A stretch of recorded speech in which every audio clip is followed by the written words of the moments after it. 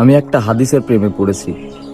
আপনি যখন নিজ কক্ষে একাকী নীরবে কান্না করেন, তখন মহান রব্বুল আলামিন ফেরেশতাগণকে উদ্দেশ্য করে বলেন যে, হে ফেরেশতাগণ, কি এমন জিনিস যা আমার বান্দার চোখে পানি নিয়ে এসেছে? তখন ফেরেশতারা আল্লাহকে উদ্দেশ্য করে বলেন যে, হে আমার রব, আপনার বান্দা অনেক কষ্টে আছে, আপনার বান্দা অনেক দিন যাবৎ হাসে না। তখন ফেরেশতারা এগুলা বলে কান্না করতে থাকেন এবং আল্লাহকে উদ্দেশ্য করে বলেন যে, হে আমার রব, আপনি তো আপনার বান্দার মনের খবর, হৃদয়ের খবর সব থেকে ভালো করে জানেন, আপনি তার সব কিছুকে সহজ করে দিন। অতঃপর মহান রব্বুল আলামিন আল্লাহ সুবহানাহু ওয়া তাআলা ফেরেশতাগণদের উদ্দেশ্য করে বলেন যে, আমার বান্দা তার জীবন থেকে এমন কিছু হারিয়ে ফেলেছে যা সে অধিকতর ভালোবেসেছিল।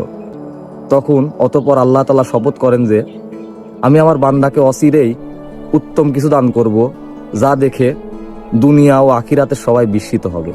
সুবহানাল্লাহ।